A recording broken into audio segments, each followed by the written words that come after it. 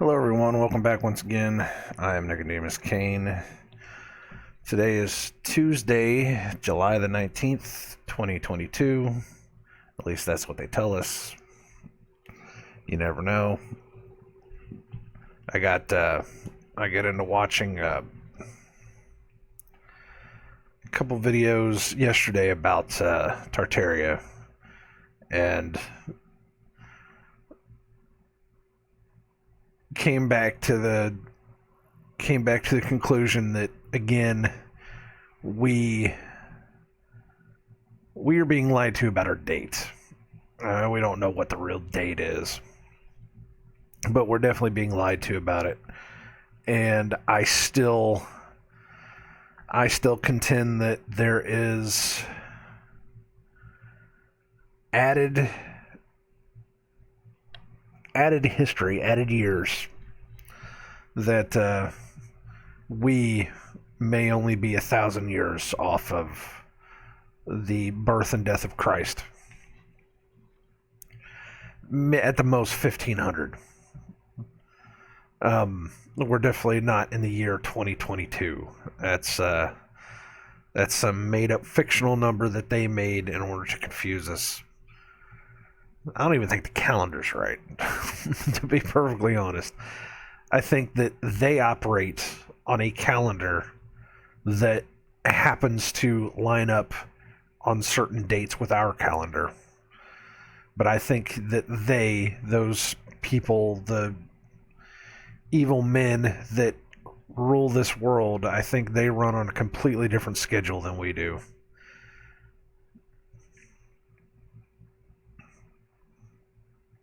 It blows my mind sometimes just how big and wicked of a lie it is. Just everything. And then to watch people, just watch the average, the average mouth breathing nobody just fall right along with it. That's just... But then what do you expect? I mean, they've only been looking into mind manipulation, mind control, brainwashing since the 40s. So what do you expect? They got 60, 70 years over top of you. What do you want? But sometimes it gets to be a lot. And I am physically not doing well right now. I'm having some stomach issues, so I am having problems. Sitting down right now is okay, but if I try to do anything, everything just kind of starts making noises, and I don't feel very well. So I am kind of hurting, but I'm making it through. So today, I'm going to read Isaiah 16. I haven't even seen... It's about a page. There's 14 verses. There's a couple of paragraph breaks so we can stop. Not as many city names as we had in the last one. I know that last chapter had a lot of names that, even though, like we said, we could look up the names and look up the definitions of the cities, what the names actually mean, we could pull something out of that. It was still a lot of,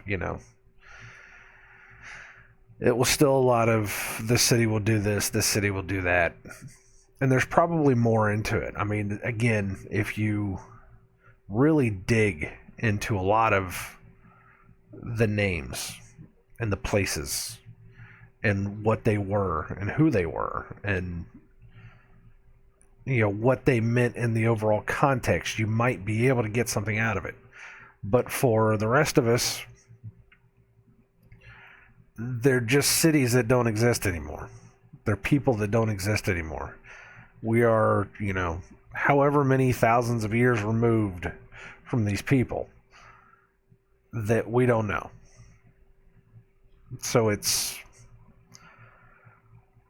does get a little tricky. It really does.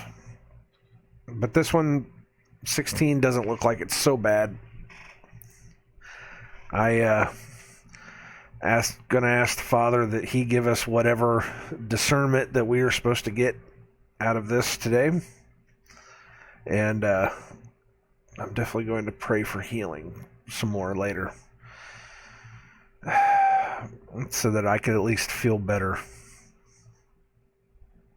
because it's been a rough couple days. It may be a stomach bug, I don't know. And I do believe that we can still get stomach bugs because we are ingesting food. So it could have very well have been any number of things that I ate, that it was something that I didn't know and made everything go crazy. I don't know. Could be a lot of other things too. Could be the crap food that I eat.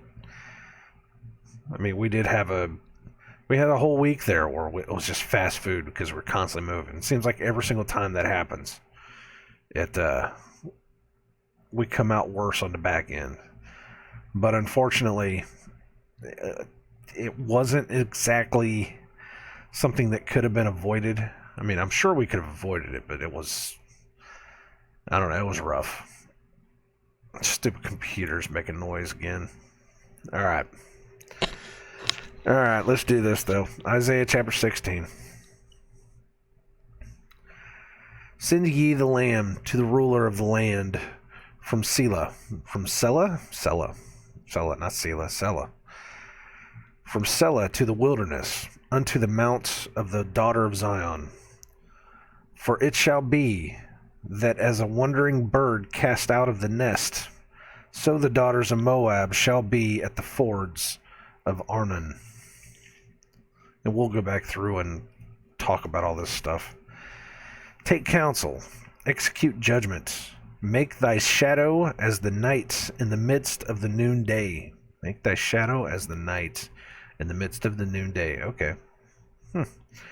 Hide the outcasts, betray not him that wandereth. Let mine outcast dwell with thee, Moab. Be thou a covert. Wow, not a convert, covert. The word split in half. My mind was just putting it together. Let mine outcast dwell with thee, Moab. Be thou a covert to them for the face of the spoiler. For the extortioner is at an end, and the spoiler ceaseth. The oppressors are consumed out of the land. And in mercy shall the throne be established, and he shall sit upon it in truth in the tabernacle of David, judging and seeking judgments and hasting righteousness. And there's a paragraph break. All right. Kind of self-explanatory. I mean, do I really need to... We can go back through it, I guess. Send ye the lamb to the ruler of the land, from Selah to the wilderness, unto the mount of the daughter of Zion. Now, the lamb, I kind of looked at it first, because it was like the first thing I saw. It's, it could be a lamb, just straight up, it could be a lamb. It could be a enclosed riding space erected on a camel saddle. It could be, a messenger, perhaps. It could be, a gift. It could be something to show them that, your judgment is coming. Send ye a lamb to the ruler of the land from Selah, which is a place in Edom, perhaps an early name for Petra. It's a rock city, the rock city of Idumea. Huh, okay. But it's called the Rock, Selah, the Rock.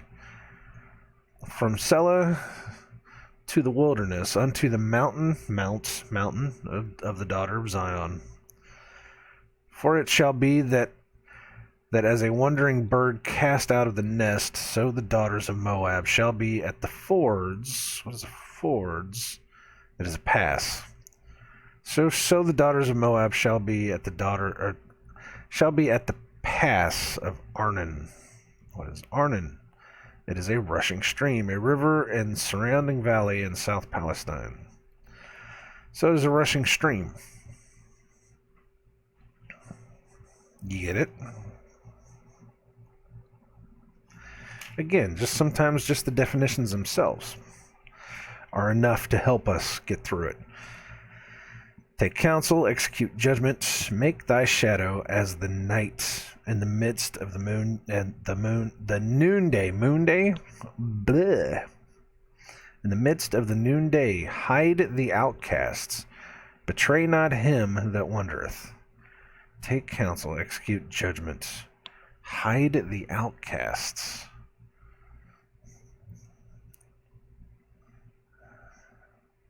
Hide the outcasts.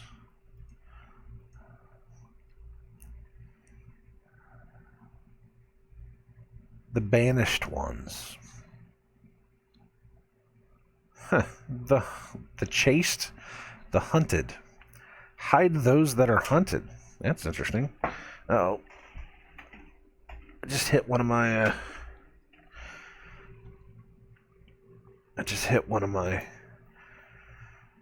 post-it notes off of my laptop. Take counsel, execute judgment, hide the outcast, betray not him that wandereth. Let mine outcast dwell with thee, Moab. Be thou a covert to them from the face of the spoiler, for the executioner is at an end. Or extortioner. For the extortioner is at an end, the spoiler ceaseth, the oppressors are consumed out of the land. And in mercy shall this throne be established, and he shall sit upon it in the truth, in the tabernacle of David, judging and seeking judgment, and hasting righteousness.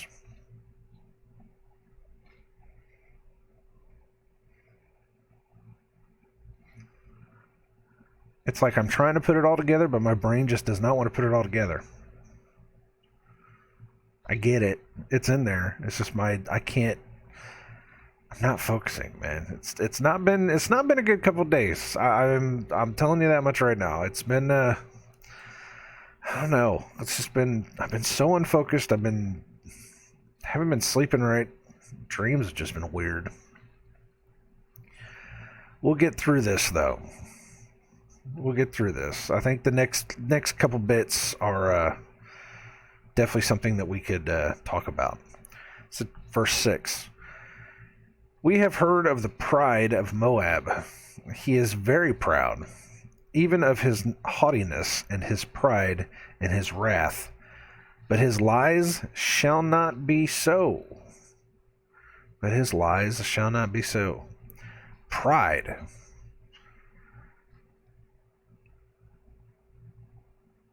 Okay, let's read that one again and think about what that last line says. But his lies shall not be so. We have heard of the pride of Moab. He has pride within himself. He is very proud, even of his haughtiness and his pride and his wrath. But his lies shall not be so. The pride itself is a lie, but his lies, his pride within himself shall not be so. It's kind of like the understanding that everything is vanity. I think that's Jeremiah, where it's just like constantly. I think they say it like 20 times within 4 verses. Everything is vanity. All men are vanity. Speaking of Jeremiah 48:29. We have heard the pride of Moab. There it is. He is exceedingly proud. His loftiness and his arrogancy and his pride and the haughtiness of his heart. That's almost exactly the same. And of course it keeps going on. I know his wrath, saith the Lord, but it shall not be so. His lies shall not so affect it. Effect it, not affect it. Effect it. Wow. Therefore shall Moab howl for Moab, Ow, my shoulder just popped. Ugh. I do feel a little better. Therefore shall Moab howl for Moab. Every one shall howl. For the foundations of Kir Hareseth shall ye mourn. Surely they are stricken. I'm going to look that up before we move on. Kir Hareseth. One of the two chief strongholds of Moab. For the foundations of the two chief strongholds shall ye mourn. Surely they are stricken. Okay. For the fields of Heshbon languish, and the vine of Sibmah. The lords of the heathen have broken down the principal plants thereof. They are come even unto Jazer. They wandered through the wilderness. Her branches are stretched out. They are gone over the sea. Let's have some fun with this. For the fields of Heshbon languish. That's the capital city of Sion, by the way. And the vine of Sibmah, one of the towns in the pastoral district on the east of the Jordan in Moab, allotted to the tribes of Reuben and Gad. And it is a fragrance. The vine, the fragrance. I was, what was it, about 3 years ago? We were watching the I cannot remember the name of it, but it's the documentary where Maynard James Keenan, the lead singer of Tool, he opened up a winery, has his own wine, Caduceus Cellars, and they were talking about, I learned more about wine in that show than I think I ever wanted to learn in my entire life about wine. But it's something about where you grow it that gives it its flavor. And there's like a smell to the dirt that people can, they can pick up a clump of dirt and kind of roll it in their hands and smell it. And it's the fragrance. It's really crazy stuff. But that's that. Sibmah. Or Shibmah. Sibmah. It's fragrance.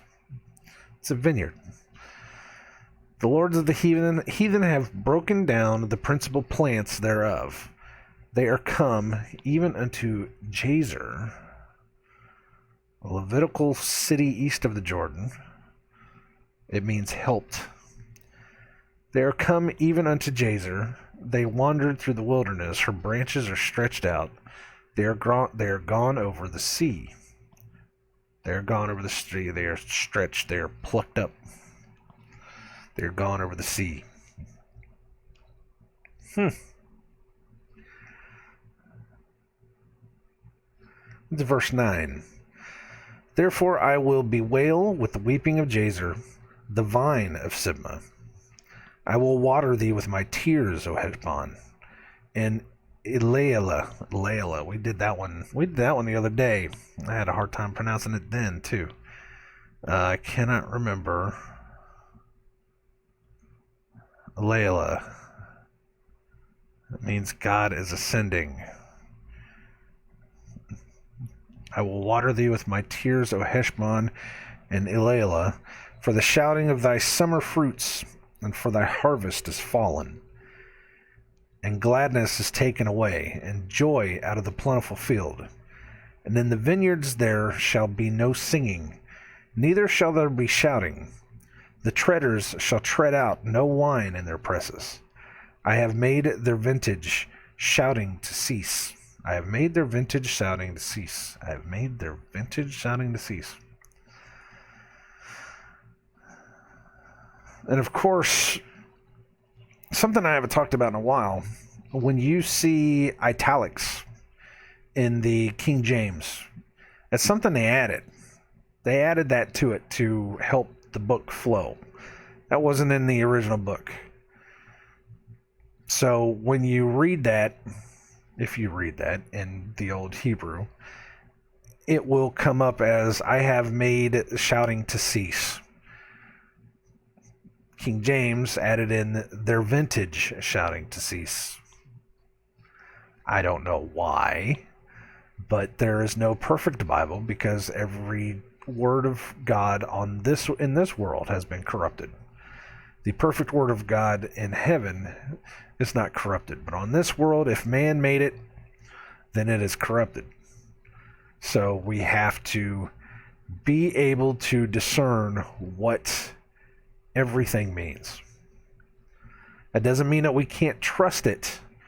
We just have to discern what it's saying. That's why I constantly, when I read these, I have the Strongs out so that it helps. I could be doing better.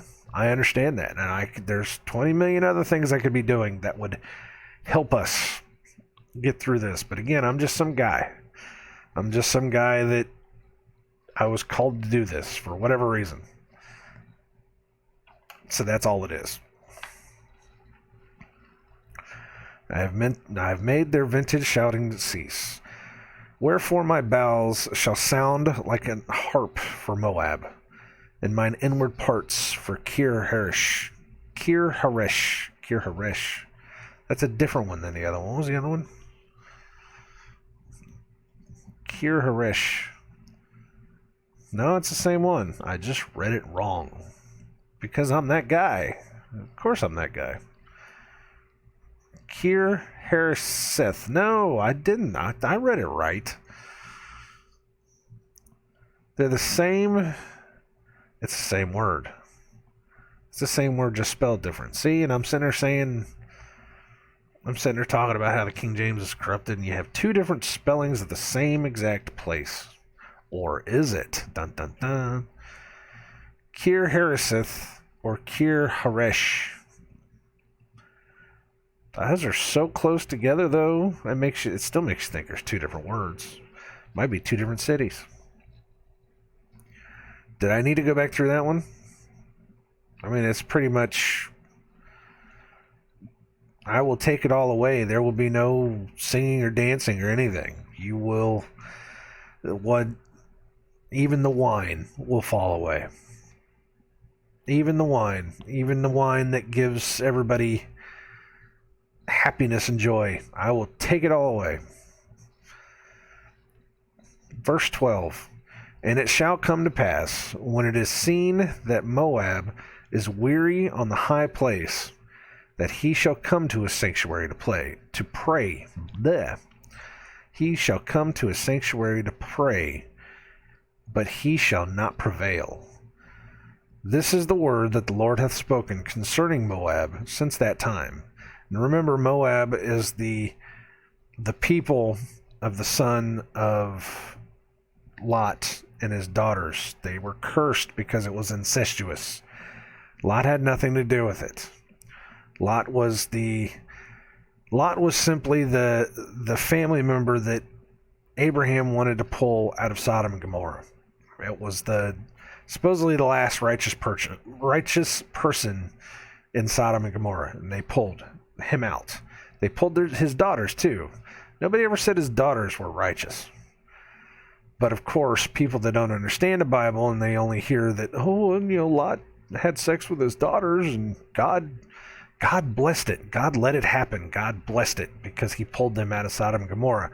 No, yet again, you don't understand what you're reading. He didn't bless Lot's daughters for getting Lot drunk and having sex with him. He actually cursed them. They were cursed. They went to the north. They became part of the tribes with Edom. The Moabites were not the good people of the world. So everyone that came out of those bloodlines and the people that came out of those bloodlines, they were cursed from that day on. We're hearing it right now.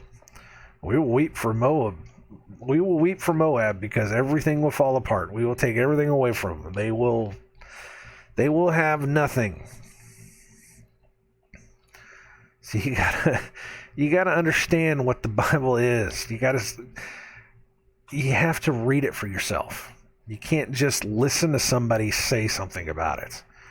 There's so many people that'll say a lot of things oh, well, the Bible says this, the Bible says that, and how can you get behind something like that? It's like, well, you have to read it in context. You have to understand what it means. He didn't bless incestuousness. God doesn't bless the killing of little babies unless there's a reason. There was a curse put on these people. These people couldn't exist because it was started in an incestuous relationship and it ended in an incestuous relationship.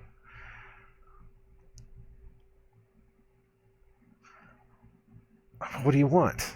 Of course everybody could say, well, okay, how does that affect Adam and Eve? And, because they were having sex with their sisters and all that stuff. Well, yeah, that was a completely different time.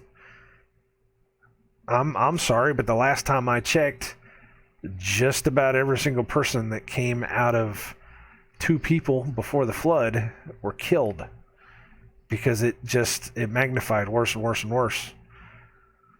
There was a bloodline that was able to go through that was pure enough to make you. So what do you want?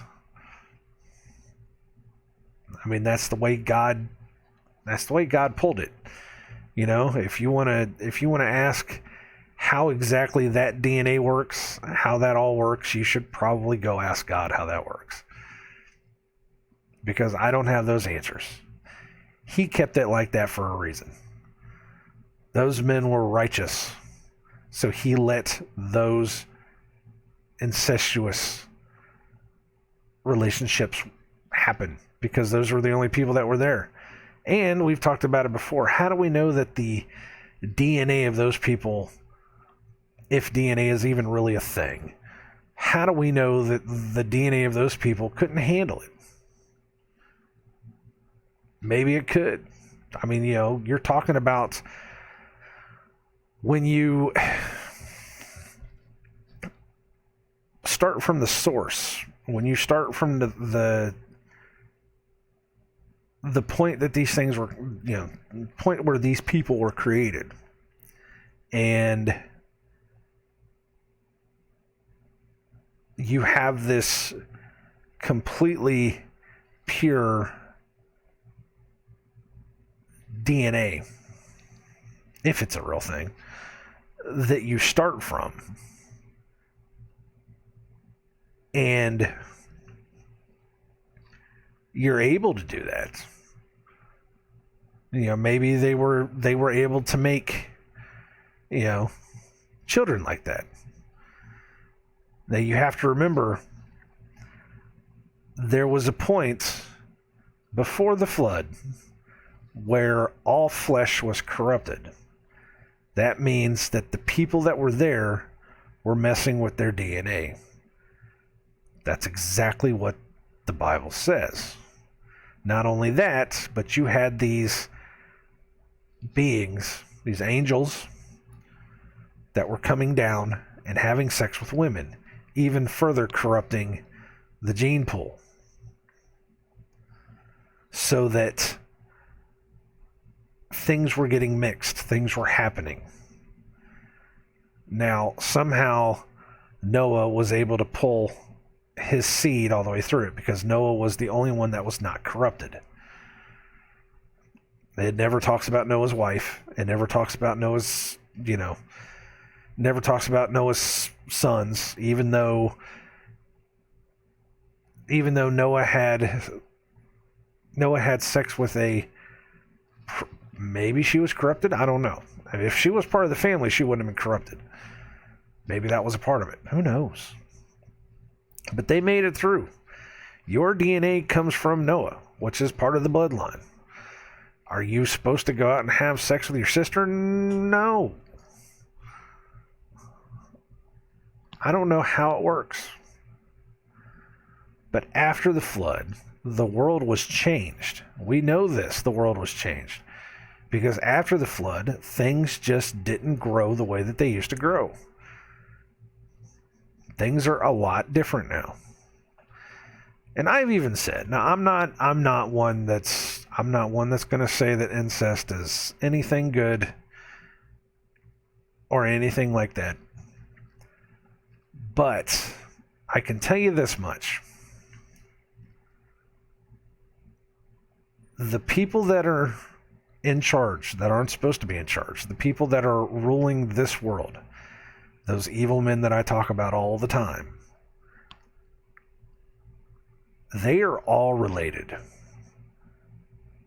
Now, I'm not saying that we should be going out and having sex with second cousins or anything like that. What I'm saying is, though, is that they are all related. They will tell you not to have sex in your family, and yet every single one of them are related in some way, shape, or form. I don't know how that works, and I am not advocating this. Don't get that wrong. But there's something there. There's something to it. I don't know. And it comes down to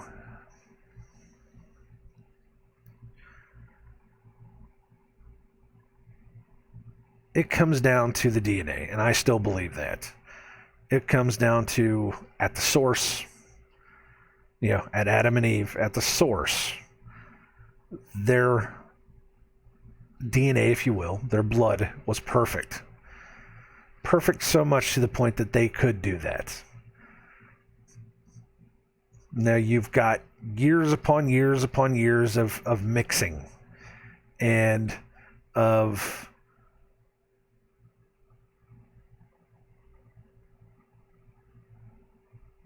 how I want to describe that, of things happening to humanity. Perfect example, I was thinking about it the other day, about radio signals, radio signals that change your DNA. Believe it or not, it's changing the way that we live. EMF, EMF waves, Wi-Fi, all this stuff changes our DNA slowly. Just like the food that we eat. That's not just, it's not just the food itself changing, but it's what they put in the food. It's what's in the air. It's everything. I think everything affects the human body in some way, shape, or form. So we have slowly degraded over the years. Maybe we are past that point where we can't, have sex within the families. Because we've seen it. We've seen what happens in incestuous relationships. The children come out, they have defects, they have problems. Again, that's just thousands of years of biological mixing that we're not supposed to do anymore. By the point that they got to Lot and everybody else, that was where God said, okay, you're going to have to stop this because now you can't do it. We could have done it in the past, but now it's getting a little mixed and it's getting a little crazy. And if you start doing it now, it's going to start, there's some stuff that's going to start messing up. I think he even says that in Exodus as one of the things, one of the commandments that he gives out. So people argue that, and people say that, oh, well, he blesses incestuous relationships. Look, it's in the Bible. He blesses incestuous relationships. Again, in context, he doesn't. He told us to stop. At one point, he said it was okay. That was before the flood. That was before the world was completely different. On the other side, he said, don't do it. He said, now that you're on this side of it, and now that the world is completely different, completely changed, now that your bodies are going to start breaking down way more than they used to, because there's not enough oxygen in the world now. There's all this other kind of stuff floating around, and you're going to start shrinking, and you're going to start, having all these bodily problems. You're going to start eating meat. Who knows what that's going to do to you, but that's okay. You can eat the meat. I bless the meat for you to be able to have, for all these things. Just make sure you don't do this. But, it happened. And those children went on, and they were cursed. Just like the Canaanites. Just like come on now, just like the Canaanites. People can talk about second cousins and all that stuff too, and yes, there is a second cousin scenario that happens all the way through the Bible, and again, that's because they kept it as close to the family as they could without it being too crazy. Because he kept it in a family. It's it. I was having this talk with my wife a couple years ago. I said, that's the only way that we can. I think it's the only way that we can ensure absolutely 100% that all of the wealth, all of the inheritance, all of the things that we have and can pass down to our children, I think it's the only way that we can keep it is if we were to keep the family as close as we could. Now again, it's not about going out and having sex with your first cousins or anything like that, but you look at these relationships in the Bible and how they kept them as close as they could, and they were able to pass down their inheritance. They were able to give what they had to the next generation, and to the next, and to the next, and to the next. And I make that comparison again. Look at the people that run this world. They're all related. Every single one of them. And you could tell. You're starting to tell worse and worse now, because you're starting to see, people talk about clones. They talk about clones all day. And yes, I believe that there are clones. And yes, I believe that, they have that capacity to be able to do that. Yes, you can probably clone a person, have them grow up side by side. I get that. But when you look at the older generations, the famous people of the older generations, and you look at the people now, especially now, because most of the people in the entertainment industry in like the 60s and the 70s are the grandparents of the kids that are, just now getting famous. And for whatever reason, I don't know what it is, the facial structures, the look of certain people skips the kids and goes to the grandkids. I don't know why that is. I don't understand it, but it's one of those things. I look like my grandfather more than I look like my dad. That's just the way it is. My granddaughter looks like her grandmother more than she looks like her mom. And it's the same way.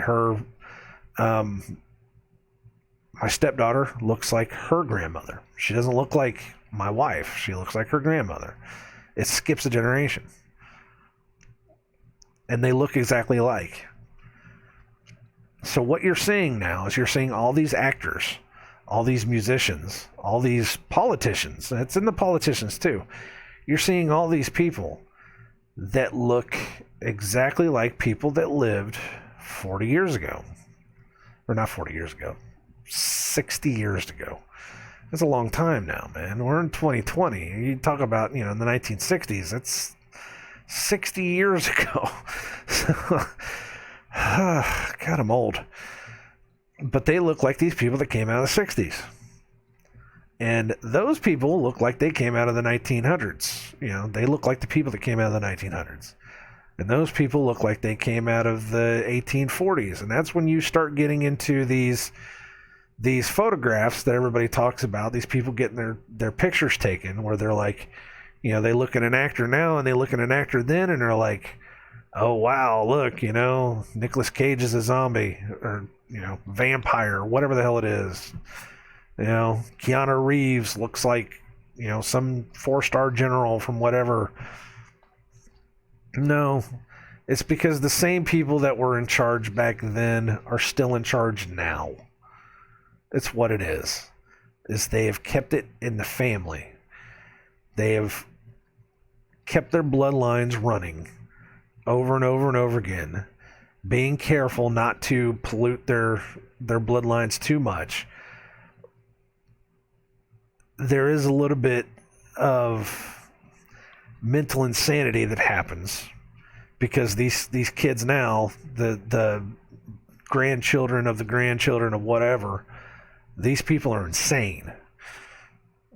All you have to do is just turn on the TV, listen to these people, and they're insane. But it's always been the same families over and over and over and over. And that's how you see it. That's how their wealth, that's how their power, that's how their lies and manipulations have been able to go through, is that they have kept it all together. And it's only family that gets pulled up. I've said that time and time again. You know, I used to think certain actors, the stories that they tell where they're like, oh, well, you know, such and such was found in a bar somewhere and we put him in a movie and he just happened to be an actor, so now he's famous. Or, you know, this certain actor just happened to be working on the back lot somewhere and he just happened to be funny, so we're going to make him an actor. Or certain bands, you know. So this certain band that, if you really listen to their music, has no right being famous whatsoever, but the lead singer just happens to be the son of some general somewhere that happened to do this or that, or, you know, the daughter of somebody, just she can sing, so we're going to try to make her famous. That's what this is. That's what this whole world is. It is one big family ruling over the rest of us. And there's a lot of people I've talked to, there's a lot of people that say, well, it's not possible. There's no way that a family could become that big, you know, to be able to take all these places. And you've got all these, you know, there's no way that it could take over other countries and do all this stuff. And I said, it doesn't have to be other countries, because the big family, which are predominantly white Europeans, the big family has been doing it for so long. They've gone to the other countries and they've talked to them and they've said, you know, you can be a part of this. All you have to do is this, or this, or this, or that. And that's how it works. See, once you have to understand the power structure, you have to understand not only the power structure, you have to understand they've been doing it for a long time now. If you have, you know, it's interesting. Somebody was saying that the people that want depopulation, you know, the Bill Gates and, you know, the Klaus Schwabs and all the other guys like that, the ones that tell you that you should only have 1 or 2 kids, they have 4 or 5 kids.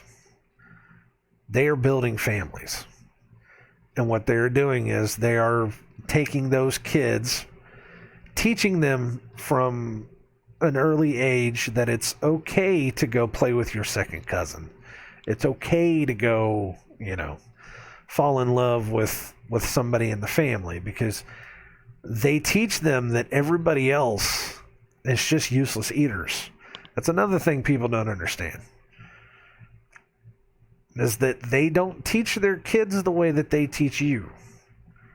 You know, what you're taught in school is to just be a mindful slave and just do your job, and maybe one of these days you can get that dream of, you know, being something or somebody famous or something. What they teach their kids is something completely different, is that they are on top, you are on the bottom, and never the two shall meet. So what they say is, go to the family reunion, find somebody that you like. That's what they're saying. That's how it works. And you've had countless generations. They're making 5 or 6 kids at a time, multiplying over and over and over again. This has been going on for 200 years now. So 200 years of doing this can make a lot of people. We're talking about, when you talk about the 1%, when you talk about the 1% of the world, that's 7 million people. Is that right? Do I get my math right on that? 7 million people? Am I wrong? Oh boy, here we go.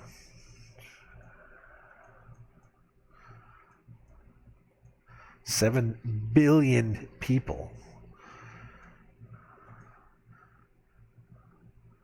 Hell, this says 70 million people. Is that right? That's right. 1%. That's 70 million people. I was off. 70 million people. That's a lot of family. That's a lot of family. And they say that they only need to get 500 million people for the world. That's 70 million people. The 1%. Those people that are in charge. The ruling class.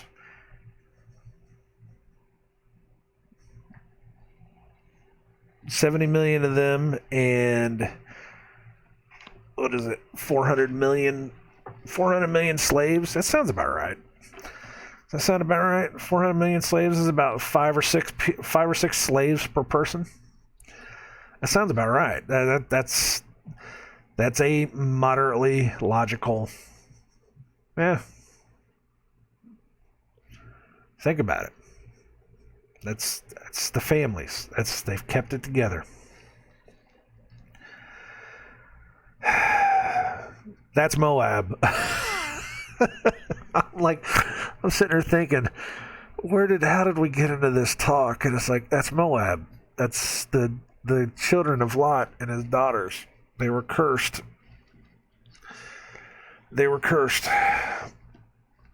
And that's how we got onto that talk.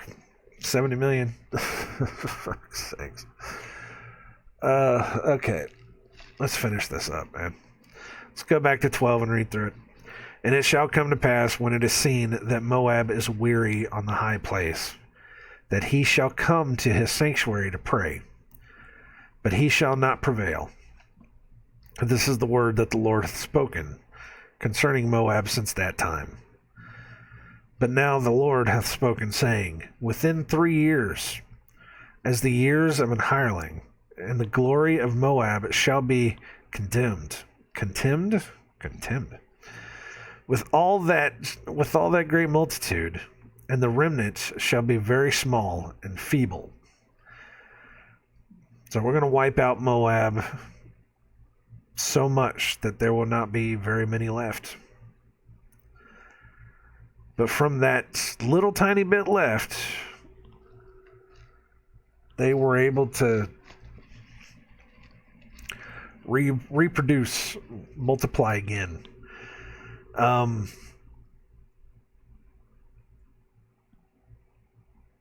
It was that video, man. It's got me thinking now. So the video yesterday was talking about the Millennial Reign. We've talked about this before about, the Bible says that when Christ comes back, there will be 1,000 years reign on earth before the short season of Satan, and then the judgment, the final judgment, and then there will be a new earth. That's what it says. And when you talk about the timelines being screwed up, being messed up, one of the things on that is Christ in the Bible says to his people, to his disciples, straight up, that there will be some of you here that will see the return of the Son of Man. That means that some of those guys that were sitting there listening to him will be alive to see Christ come back.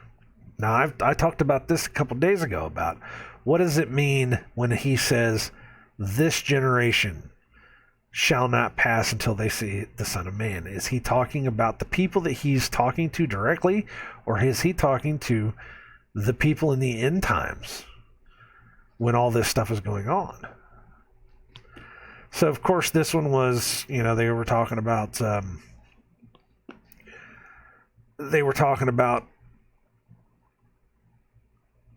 how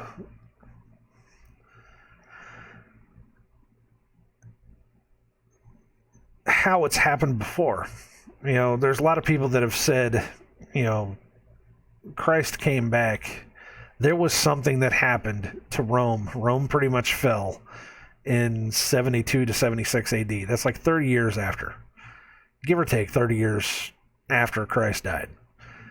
Something happened. Some people say 72 AD, and it makes sense. 72 would be the number. If I was going to put a number on it, it'd be 72. 33 would have been the number that he died. I absolutely agree with that. 42, something would have happened. 72 would make sense.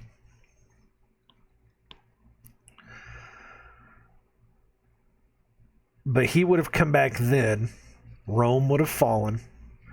And then there would have been 1,000 years reign. Now, of course, the Bible says 1,000 years reign, it's going to be nothing but good stuff. Yes, there will still be sinners on the earth, but, it will be this perfect place where there is no problems and no anything. And that, it will be great and amazing. But let me see if I can find it. Let me mark my place. We're getting into it. How much time do I have anyways? We're at 52 minutes. Cute. I'm going to have to look it up, I think.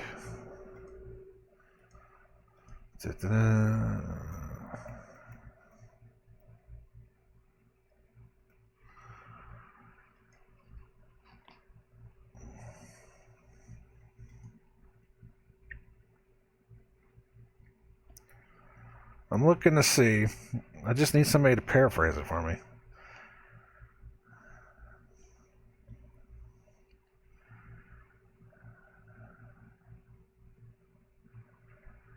Revelation 20. Then I saw an angel coming down from heaven, holding the keys of the abyss and a great chain in his hand. And he laid hold of the dragon, the serpent of old, who is the devil and Satan. What is this? No, go away. Something I had to pop up. And bound him for 1,000 years, and threw him into the abyss, and shut it, and sealed it over him, so that he would not deceive the nations any longer, until the 1,000 years were completed. After these things, he must be released for a short time.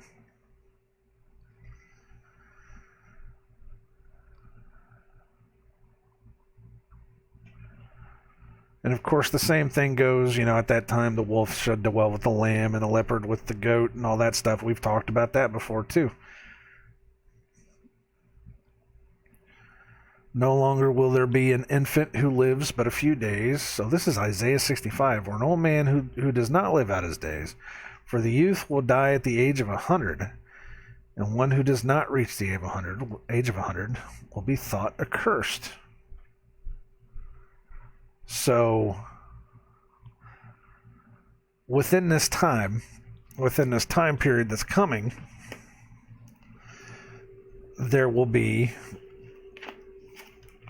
supposedly coming. I don't know. Again, the way that the Bible talks about it, that it's coming. That everything will be hunky dory. Everybody will be happy and nothing bad will happen because Satan will be locked up. But,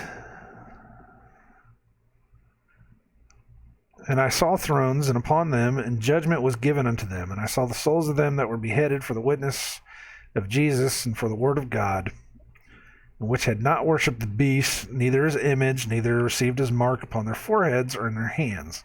And they lived and reigned with Christ 1,000 years. But the rest of the dead lived not again until the 1,000 years were finished. This is the first resurrection. So what they were saying...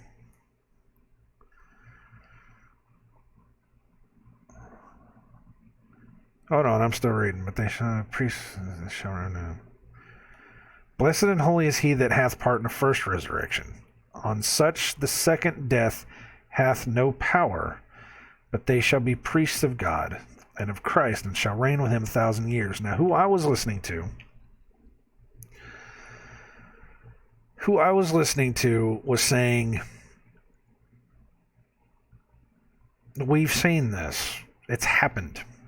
We have it in the paintings and in literature. We call them saints. These saints were the judges, the rulers over the 1,000 years. Now, I don't know if I want to subscribe to this just yet. You know, I've been looking into it, and something major happened in this world that caused us to forget a massive chunk of information from... It's amazing. We have everything from like the birth and death of Christ all the way until about 250 years ago, give or take, where it's just nothing. It's the Dark Ages, and little things popped up here and there, and we don't have a pure, clear understanding of what happened. It's just like all the information got lost. And I've said, well, then why? What is this? Why is all of this? Why does everything seem like it reset back in the 1800s? So, of course, this is part of that, where you had 1,000 years, and then after that 1,000 years was over, everybody came back. The second death. That the rest of the dead lived not again until the 1,000 years were finished. So there was a resurrection. The first resurrection happened when this 1,000 years happened, and these people got to live, and they got to live a long time. A baby got to live for 100 years, and they got to live for a long time, and you would think there's no information on what these people did for that 1,000 years. Nothing. But you would think that they would create great cities, marvelous architecture, marvelous things that they could use. You know, nothing that would pervert or destroy, but things that would lift them up. There's nothing in here that says that these people there were bad people in the world. You know, it says that Satan was bound. So maybe his power was bound, but that doesn't mean that there weren't bad people. There weren't sinners. We don't know for sure. So,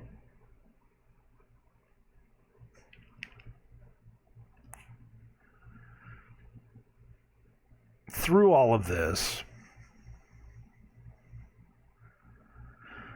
when this 1,000 years was up, the rest of the dead lived not again, which means that they were reborn again. And it says here, and when the 1,000 years are expired, Satan shall be loosed out of his prison, and shall go out to deceive the nations which are in the four quarters of the earth, Gog and Magog, to gather them together to battle, the number of whom is as the sand of the sea. And they went up on the breadth of the earth and compassed the camp of the saints about, and then there was a big war, and it was pretty massive and crazy. So this is a short season. This is what it is. I don't remember where exactly it says that he was released for a short season. And I have talked about this in a video somewhere else, if this is true. And what he's doing is, Satan was allowed to be released for a short season to gather his army. Now, All of these other people that lived for the 1,000 years. It doesn't say anything about they live forever. It doesn't say anything. They're still death. Because it said that, if a baby didn't live for 100 years, it was considered accursed. That right there means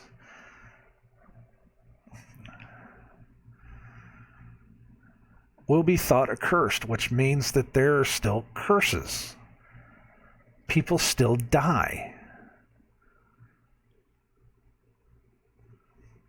But they're living for a long, long time, for 1,000 years.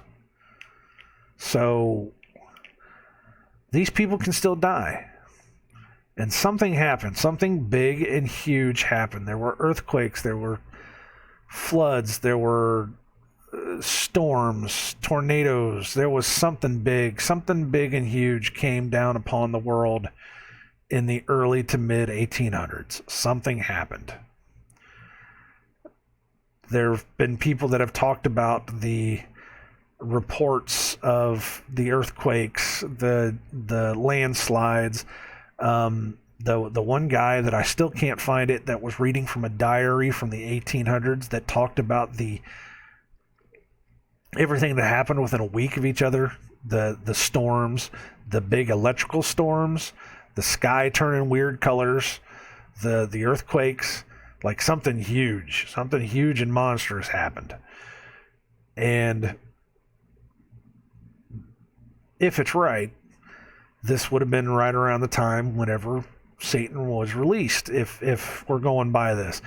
So let's just imagine it's the end of the 1,000 years, Satan is released, and of course everything goes crazy.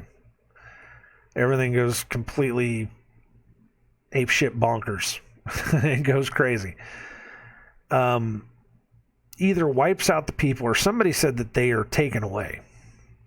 Somebody said that after the 1,000 years that all these people are taken away, and there's, the only people that are left are the dead that were risen up. Like a complete population. Wow. Sorry about that. Like a complete population reset. Which would make sense, because there would have to have been just a massive amount of people come from somewhere. Hold on, I gotta blow my nose here.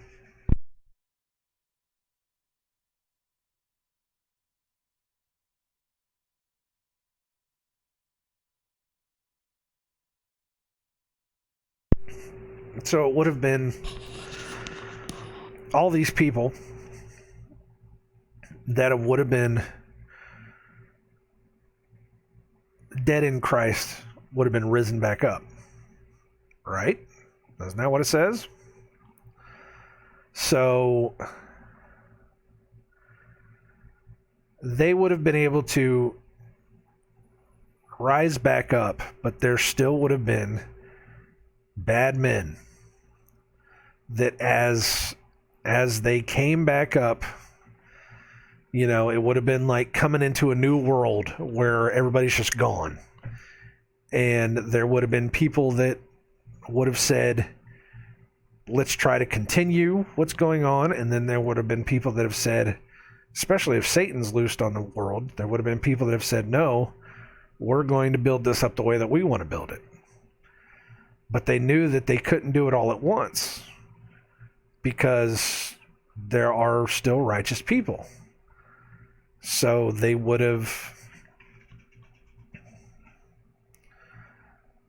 It would have been slow. It would have been slow, because they would have had to have, slowly had it running. They couldn't just do it all at once. It's like now. They couldn't do it all at once. It's a generational thing. Again, the thing that people don't understand about this New World Order nonsense is they're not setting it up for themselves. They're setting it up for their children. They're setting it up for their children's children. That's just the way they work, because they keep it in the family. They're trying to let their generations, they actually give a shit about their kids, unlike our people. The people of this generation now, the people of this generation now, they don't care about their children. They don't care. They're not setting up a future for their kids. They're setting up a future for themselves. But the people on top, they're setting up a future for their grandchildren. And they are using your grandchildren to make sure that their grandchildren have the best. That's what they're doing. But they're setting up these generational things, and they knew that they had to do it that way. And slowly but surely, they've been chipping away. And you can look back over the past 200 years, and you can see that every single thing that has happened in the world over the past 200 and something years has been pre-planned. It's slowly but surely. You can see it. You can see the patterns. You can see the way that it moves. Nothing has just been coincidental. It's like all of these stock market crashes or the bank crashes or all the stuff that happened in the late 1800s and the early 1900s or late 1800s, early 1900s. You can see that they were testing the waters. And then it's like they pulled the trigger, in order to be able to force through regulations that put the banks in charge of everything. And then it's just slow. It was slow and gradual as people just were not looking. They just started taking a little bit more. They started taking a little bit more, doing a little bit more here and there. Again, and they could make up whatever they wanted to. The best way to convince a population in order to do things that you want is to convince them that they're free. So what do? You write up a constitution, a Declaration of Independence. You come out and you say, this place is set aside for free people, to be free to do whatever they want, to yada, yada, yada. Sure, we got some problems. We'll write in some problems and do this and do that. There's no real record of it, though. Yes, they have all these books and all these things that say, well, this happened and that happened, this happened. But there's no physical proof anywhere. It's just, you take the word of the book for it. So what happened? Something happened. And that's where you get this whole Tartaria thing.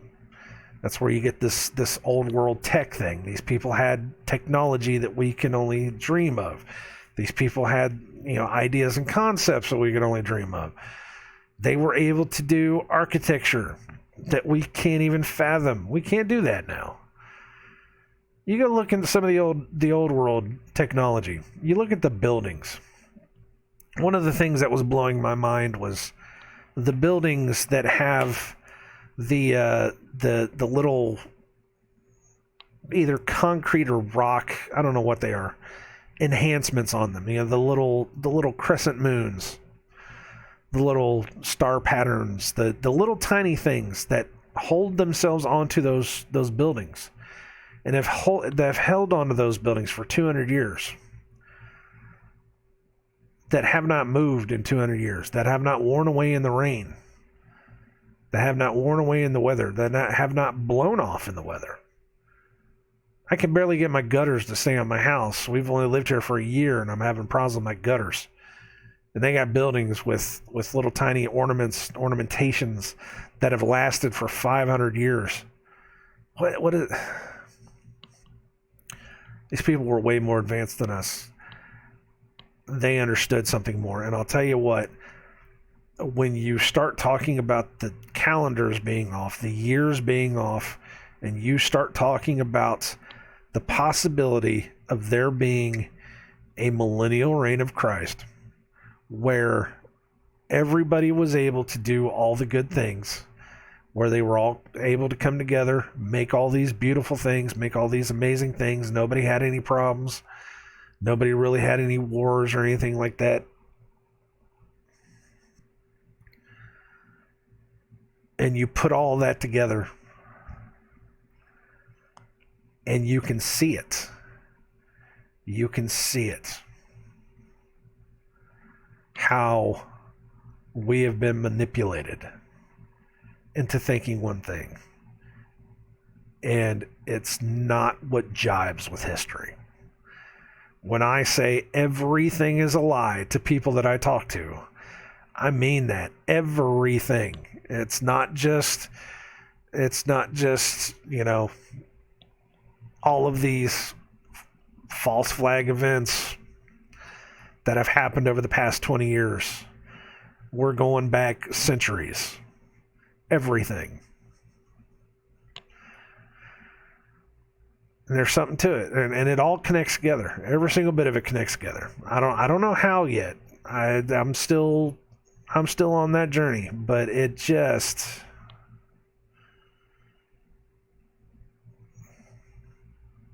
I don't know.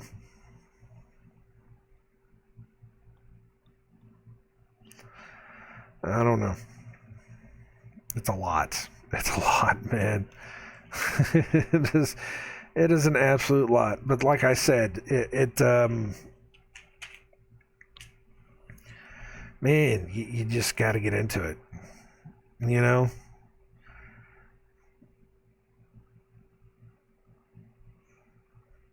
And it's hard to really, really wrap your head around it as somebody that doesn't know, somebody that's new to it, somebody that hears it for the first time. It's got to sound crazy. It's got to sound absolutely crazy. I mean, yeah, sure, flat Earth within itself sounds crazy enough, but it's got to sound crazy when you say that, all history is a lie. That, we could be living in, I don't want to say it's 1022. I don't even think that's right. I want to say it's something closer to like 1522 than anything. Maybe 1322. I don't know. I really don't know. It's they made up an arbitrary number when they remade the calendars, and it's not that hard to get people to go along with it. It really isn't. It's not as hard as you think to change history. It's not as hard as you think to change the books. It's not as hard as you think to change the records, the official records on file. It's not that hard. You have to remember the people that are rewriting history are the people that are in charge.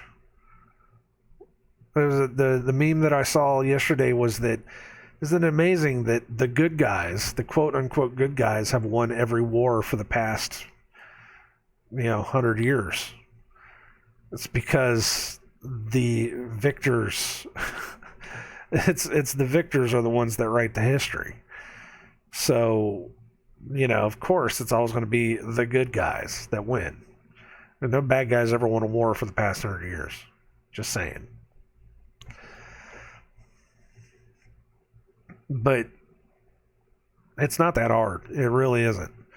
All they have to do is, some new regulation comes down and some library out in, Bufu, Connecticut or something, Bufu, South Dakota, whatever, happens to have a book that has the old world stuff in it, and all the government has to do is come in and say, well, we're going to take this book, and this book. These are the new updated books that you should be carrying. School books get updated every other year. School within itself is an invention that only came about 150 years ago.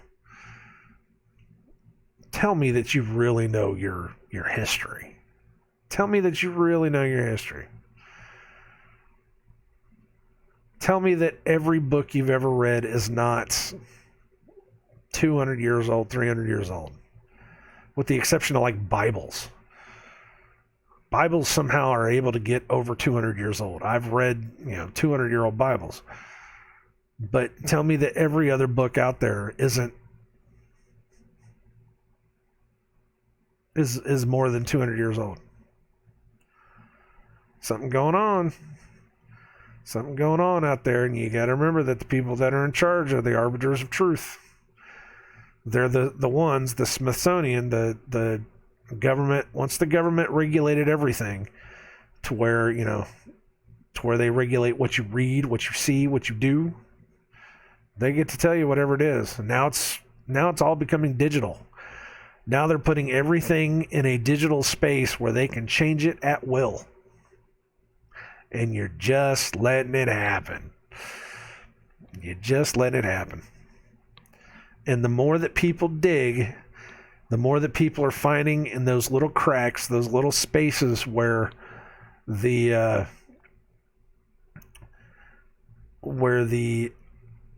ministry of truth, the arbiters of truth, where they missed, because there are cracks. There are cracks. They are finding, we're finding the books here and there.